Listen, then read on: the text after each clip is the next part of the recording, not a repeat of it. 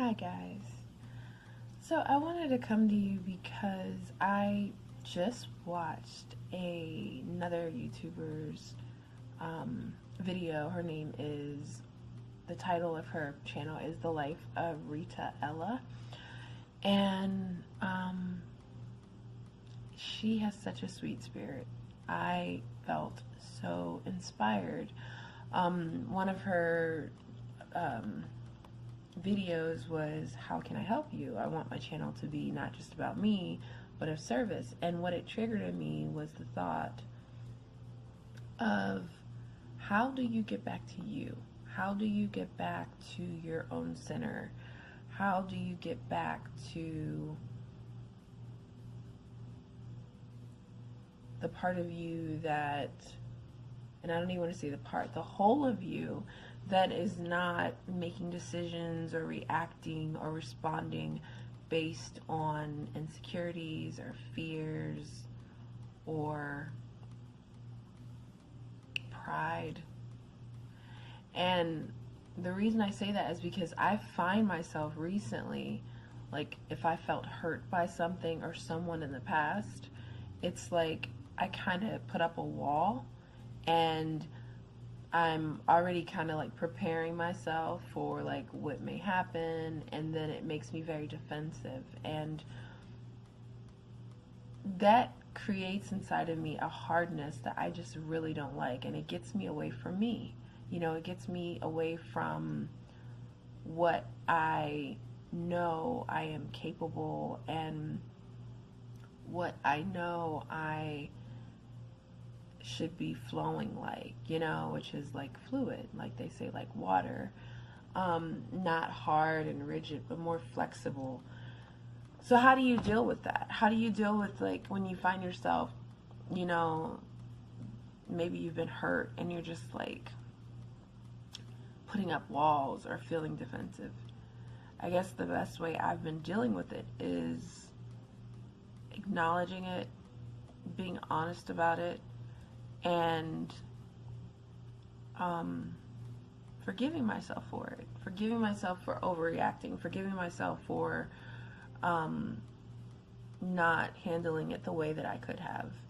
And when it comes to the other person or the other thing, acknowledging it and maybe choosing to have a process where you can accept that it happened, forgive the person. It doesn't necessarily mean always that you have to be around them right away if you're not ready.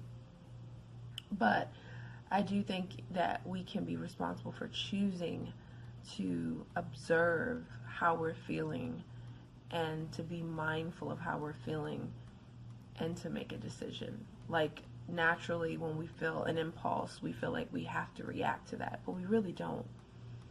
So I just wanted to come to you and say that, like,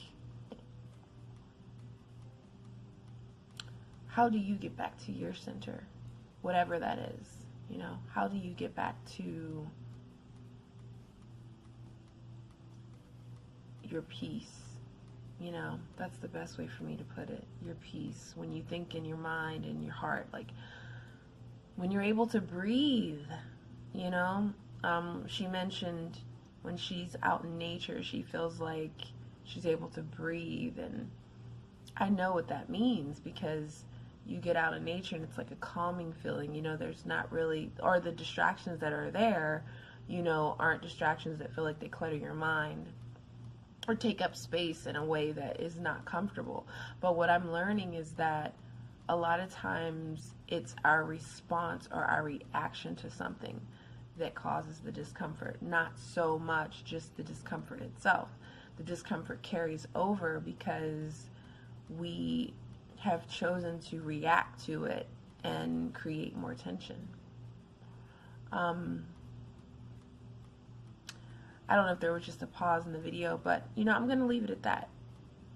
Are you getting away from yourself? And when I say that also, I mean not that we're in this box, because I feel like we're always evolving. We're always who we are, evolving and learning and discovering ourselves as we relate to others and ourselves. But you can feel it like in your chest, like You can feel it. You can feel it in your throat when there's anxiety or there's tension.